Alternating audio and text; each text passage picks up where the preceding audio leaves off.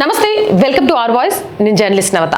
తమిళనాడులో సనాతన ధర్మం మీద, ఆలయాల మీద దాడులు జరగడం మనం చూస్తూనే ఉన్నాం. ఇక్కడ ఉన్న స్టాలిన్ ప్రభుత్వానికి ఒక వర్గం ఓట్ల కోసం వాళ్ళ సంతృష్టీకరణ చేయడానికి ముందుకొస్తారే తప్ప హిందూ ఆలయాల మీద, హిందూ సాంప్రదాయాల మీద, సనాతన ధర్మం మీద దాడి జరుగుతుంటే చూస్తూనే ఉంటారు. అసలు వీళ్ళు సనాతన ధర్మానికి వ్యతిరేకలు ఎవరున్నారు అంటే స్టాలిన్ పుత్రుడు, స్టాలిన్ పార్టీలోని నాయకులు అని చెప్పడంలో కూడా ఎలాంటి అతిశయోక్తి లేదు. ఇలాంటి చోట హిందువులు మేల్కొనాలి అని చెప్పడానికి మరొక ఉదాహరణ వీడియోని నేను తీసుకొచ్చా. ముఖ్యంగా తమిళనాడు హిందూస్ మేల్కొనాలి. మీరు మేల్కొనకుంటే ఈరోజు అతి పురాతన ఆలయాలు రేపటి మసీదులుగా మారిపోతాయి. తస్మత్ జాగ్రత్త. మీ నిర్లక్ష్యం ఒకప్పుడు ఆలయాలను మసీదులుగా మారుస్తే ఇప్పుడు మనం ఆలయంలోని భగవంతుని తీసుకెళ్లి బోన్లో నిలబెట్టాం చూడండి. అలా మన ముందు తరాలు బోన్లో నిలబెట్టడానికి ప్రయత్నం చేసేంత స్థితిలో కూడా లేకుండా మసీదులుగా మారిపోతాయి. ఎందుకక్క ఇవన్నీ చెప్తున్నామంటే, చెన్నైలోని మైలాపూర్ కపలీశ్వర ఆలయంలో సనాతన ధర్మ సాంప్రదాయాలను ఉల్లంఘిస్తూ అయోషా భాను అనే ముస్లిం మహిళ నమాజ్ చేసింది. ఆడ కూర్చొని హిందూ ఆలయంలోకి వచ్చి శివయ్య దగ్గర కూర్చొని నమాజ్ చేస్తోంది ఈ అయేషా భాను. ఎంత ధైర్యం అనుకోవాలా? ఈ అయేషా భానుని ఒక క్వశ్చను, మీ మసీదుకి వచ్చి కూర్చొని హనుమాన్ చాలీసా పారాయణము, శివ స్తోత్రము చదివితే తట్టుకోగలుగుతారా? ఎమ్మటే గొడవలు చేసి కొట్టి రక్తపాతం సృష్టిస్తారు. కానీ మేము మాత్రం అయ్యో మీరు నమాజ్ చేసుకుంటారు, మేము లౌకికవాదులం, మేము సెక్యులర్లం, మీరు ఏం చెప్పినా ఓకే అమ్మా, రేపటి నుంచి మా టెంపుల్లో మీకు నమాజ్ కోసం ఒక ప్లేస్ ఇస్తామని ఇచ్చేయాలా? ఎంత ధైర్యం ఉండాలి! ఇక్కడ ఆమె ధైర్యం కంటే కూడా అక్కడ హిందువులు ఎంత అసమర్థులు అని ఆమె భావించి ఉండాలి. హిందువులు చాతగాని వాళ్ళు అని ఆమె అనుకొని ఉండాలి. ఎవడేం చేస్తాడు అనే ధీమా లేకుంటే ఆలయం లోపలికి ప్రవేశించి అక్కడ నమాజ్ చేయగలుగుద్ది. దీంతో హిందువులు తీవ్ర ఆగ్రహం వ్యక్తం చేశారు. శివన్ దేవాలయంలోకి ప్రవేశించి ఆమె ప్రార్థనలు చేసింది. నమాజ్ చేయడమే కాకుండా దాన్ని సోషల్ మీడియాలో కూడా పోస్ట్ చేయడంతో ఈ వివాదం మరింత రాజుకుంది. చూసిండ్రా? హరే బాయ్, సెక్యులర్లని మీ రాజకీయ నాయకులు ఓటు బ్యాంకుకు మిమ్మల్ని వాడుకున్నంతసేపు మేమేం చేసినా మాదే రాజ్యం, ఏం చేసుకుంటారో చేసుకోండి. హర్రే, నమాజ్ చేయడం ఏంది? మీరంతా చూసేలాగా ఈ వీడియోను సోషల్ మీడియాలో పోస్ట్ చేస్తాను. నన్ను ఎవరేం చేస్తారు? నన్నేమన్నా చేయాలనుకుంటే మైనారిటీల మీద హిందువులు దాడి చేశారు. మైనారిటీలను హిందువులు ఊచకోతకొస్తున్నారు. ప్రధాని మోదీ ప్రభుత్వంలో మైనారిటీలకు రక్షణ లేదని మొత్తం రెచ్చగొట్టే ధోరణితో మాట్లాడతాం. చేస్తారా? ఏం చేస్తారో చేసుకోండి అంటే అలా తెగింపును ఏమనాలో మాట్లాడండి. ఇదంతా ఉద్దేశపూర్వకంగానే చేసిందని, ఇలా చేస్తూ హిందువులను రెచ్చగొడుతుందని, ఆలయ పవిత్రతకు భంగం కలిగిస్తుందని హిందువులు ఆగ్రహం వ్యక్తం చేస్తున్నారు. ఈ ఘటనపై పూర్తి విచారణ జరిపించాలని, మహిళకు తగిన శిక్ష విధించాల్సిందేనని హిందూ మున్నాని డిమాండ్ చేస్తుంది. ఇక ఈ విషయంపై సమగ్ర విచారణ జరపాలని కోరుతూ హిందూ మున్నాని సంస్థ నేతలు Hindu religion and charitable endowments commissioner కి వినతి పత్రం అందజేశారు. ఇప్పటికే కొందరు వివిధ మతాల మధ్య చిచ్చు పెడుతున్నారని, దీంతో ప్రజలు తీవ్ర ఇబ్బందులు పడుతున్నారని, మళ్ళీ ఇలా హిందూ దేవాలయాల్లో నమాజులు చేయడం అంటే కుట్రలో భాగమేనని పేర్కొంటున్నారు. మరోవైపు ఈ ఘటన తర్వాత ఆలయ ఉద్యోగి బాలమురుగన్ మైలాపూర్ PS లో ఫిర్యాదు చేశారు. దీంతో ఈ ఫిర్యాదు సైబర్ క్రైమ్ విభాగానికి మారింది. తర్వాత నమాజ్ వీడియోని యూట్యూబ్ నుంచి డిలీట్ చేయించారు. ఇంకేముంది, డిలీట్ చేయగానే మనందరం శాంతిస్తాం. పురాతన విగ్రహాన్ని కూల్చిపడతారు. పోయి మనం న్యాయం చేయాలి అంటాం. అమ్మా మీరు బాధపడకండి, మళ్ళీ ఇంకో విగ్రహాన్ని కట్టిస్తాం. అయిపోయింది. అంత పురాతన విగ్రహాన్ని పోగొట్టుకున్నామనే బాధ మనకేముండదు. మా విజయం సాధించడం, ఇంకో విగ్రహం కట్టేయడానికి ఒప్పుకున్నారు. అరే ఇంకొకసారి ఇలాంటివి చేస్తే తోలు తీసేలాంటి సెక్షన్లు తెచ్చేదాకా మా పోరాటం ఉంటుందని పోరాటం చేసేంత శక్తి హిందువులకు ఉంటే ఈరోజు హిందూ ఆలయాల మీద ఇలా వీడియోల డిలీట్తోనే ఆగిపోయేది కాదు. ఏమవుతుంది వీడియో డిలీట్ చేస్తే? ఇంకో చోట చేసి ఇంకో సక్రగా పెడతాడు. అప్పుడు మళ్ళీ దాన్ని డిలీట్ చేయించుకుంటే ఇదే కూర్చుందామా? హిందూ ఆలయాలకు సంబంధించి, హిందూ పవిత్రతకు సంబంధించి, సనాతన ధర్మానికి సంబంధించి కాపాడడంలో ఒక కఠిన చట్టాలను తీసుకొచ్చేదాకా మనం పోరాటం చేద్దామా?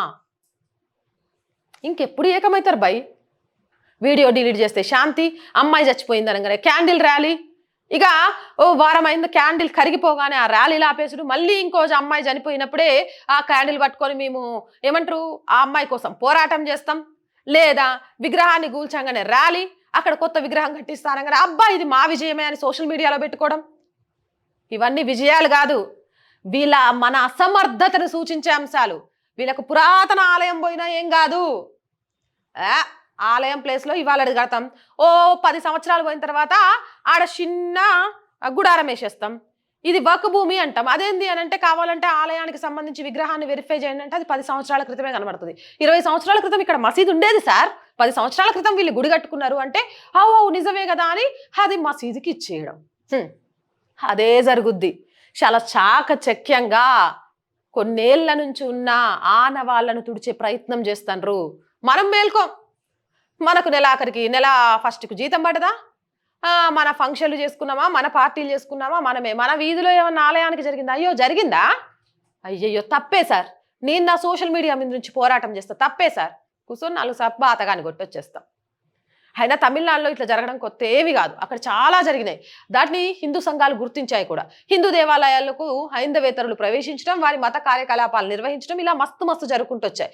ఇక ఫిబ్రవరి మాసంలో కపిలేశ్వర్ ఆలయంలోకి ఓ మహిళ ఏకంగా బైబుల్ చదువుతో పట్టిపడింది. ఇదే ఆలయం. అప్పుడు కూడా తీవ్రమైన ఉద్రిక్త పరిస్థితులు తలెత్తాయి. హిందూ దేవాలయాల్లోకి పవిత్రమైన ధ్వజస్తంభం దాటి ఇతర మతాల వ్యక్తులకు అనుమతించరాదని మద్రాస్ హైకోర్టు మదురై బెంచ్ తీర్పు స్పష్టంగా ఇచ్చినప్పటికీ పదే ఇలాంటి ఘటనలు చోటు చేసుకుంటున్నాయి. ఆలయాలు బహిరంగ ప్రదేశాలు కావని, ఆయా దేవతల కోసం భక్తుల కోసం ప్రత్యేకంగా ఉద్దేశించిన పవిత్రమైన స్థలాలని కోర్టులు ఇప్పటికే నొక్కి చెప్పాయి. కోర్టులు ఇంత స్పష్టంగా చెప్తున్నా అటు స్టాలిన్ ప్రభుత్వం కానీ హెచ్ఆర్ఎన్సిఈ విభాగం కానీ సమర్థవంతంగా అమలు చేయడం లేదు. కోర్టు తీర్పును అమలు చేయడంలో పూర్తిగా విఫలమవుతుంది. కేవలం విఫలం అవ్వడమే కాకుండా పదే హిందువుల మనోభావాలను దెబ్బతీస్తున్నాయి. తాజాగా మైలాపూర్ శివన్ ఆలయంలో ముస్లిం మహిళ నమాజ్ చేయడం ఆందోళన రేకెత్తించే అంశం. హిందువుల హక్కులు, సంస్కృతికి, ప్రార్థనా స్థలాలకు ముప్పు పొంచి ఉందని ఖచ్చితంగా తెలిసిపోతుంది. తెలిసిపోవడం కాదు, ప్లీజ్ పోరాటం చేయండి. అది ఆ పోరాటం ఎలా ఉంది అంటే ఒక్కసారి ఆలోచించండి బై. ఎప్పుడు పుట్టాయో తెలిసిన మతాలే తమ ఉనికి కోసం ప్రత్యేక చట్టాలను తెచ్చుకోవడంలో పోరాటం చేసి గెలుస్తున్నాయి అంటే ఎప్పుడు పుట్టిందో తెలియని ఒక ధర్మం, ఈ దేశమే కాదు ప్రపంచం నడవడానికి మూలమైన ధర్మం, ఆ ధర్మానికి నెలవలైన సనాతన ఆలయాలను, మన సంస్కృతిని, సాంప్రదాయాన్ని కాపాడుకోవడానికి మనం ఎలాంటి కఠిన చట్టాల కోసం పోరాటం చేయాలి? ఆ పోరాటం ఎప్పుడు మొదలవుతుంది? తమిళనాడులో ఉన్న హిందువులంతా మేల్కొనండి. ఏంది బైబుల్ తీసుకొని పోయి ఒక ఆమె గుళ్ళో చదువుద్దా, ఇంకొక ఆమె వచ్చి ఏకంగా నమాజ్ చేస్తుందా? ఇలాంటివి రిపీట్ అవుతూనే ఉంటాయి. అక్కడ ఉన్న ప్రభుత్వం, ఆ ప్రభుత్వం అలాంటిది. మీ మెదళ్లలో ప్రాంతీయ భావాన్ని తీసేసి జాతీయ భావాన్ని పెట్టుకొని ఎవరికి ఓటేస్తే సనాతన ధర్మాన్ని కాపాడుకోవచ్చు అని ఆలోచన చేయండి. లేకపోతే రేపు మీ పిల్లలు ఏ మతంలో ఉన్నారో తెలియక మీకు మీరే గోతులు దోవుకొని పాతి పెట్టుకోవాల్సిన పరిస్థితి వస్తుంది. అవునంటారా కాదంటారా? ధర్మం మీద దాడి చేయడం పాపం.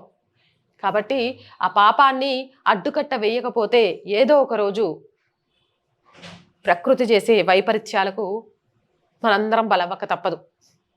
ప్లీజ్ తమిళనాడు అనే కాదు, భారతదేశ వ్యాప్తంగా ఐక్యంగండి. హిందూ ఆలయాలకు సంబంధించి ధ్వజస్తంభం కాదు, గేటు దాటి అన్యమతాలు రావాలి అంటే భయపడిపోయే విధంగా ఉండే చట్టాలను తేవడానికి మీరందరూ కూడా ఆ చట్టాలు వచ్చేదాకా పోరాటం చేయండి. ఎందుకంటే ఈ ధర్మాన్ని కాపాడుకోవడంలో మనందరికీ బాధ్యత ఉంది కాబట్టి. అవునంటారా కాదంటారా? కామెంట్ సెక్షన్లో పెట్టేయండి. మోర్ వీడియోస్ కోసం మన ఛానల్ వెంటనే సబ్స్క్రైబ్ చేయండి. నచ్చిందా లైక్ చేయండి, షేర్ చేయండి. ప్రతిరోజు చెప్తున్న విషయమే మళ్ళీ చెప్తున్నాం. దయచేసి ఈ ఛానల్కి ఆర్థికంగా మీ చేయూత చాలా అవసరం. ₹1 నుంచి మీకు తోచిన సహాయం చేయడం ద్వారా ఛానల్ని ఆర్థికంగా నిలబెట్టిన వాళ్ళు అవుతారు. సహాయం చెయ్యాలి అనుకునేవారు సబ్స్క్రిప్షన్ పక్కనే జాయిన్ అనే బటన్ ఉంటుంది. 1 to 5 లెవెల్స్ ఉంటాయి. ఏదో ఒక లెవెల్లో సపోర్ట్ చేయండి. లేదా స్క్రీన్ మీద గూగుల్ పే, ఫోన్పేతో పాటు అకౌంట్ డీటెయిల్స్ కూడా ఉంటాయి. ఆ విధంగానైనా సపోర్ట్ చేయొచ్చు. ఇది మన ఛానల్. జాతీయవాదం, సనాతన ధర్మంతో పాటు ప్రభుత్వానికి, ప్రజలకి వారధిగా ఉండాలి అని ప్రారంభించిన ఛానల్. ఈ ఛానల్ ముందుకెళ్లడంలో మీ అందరి సహాయ సహకారాలు చాలా అవసరం. మరొకసారి మీ అందరికీ విన్నవించుకుంటూ జై హింద్.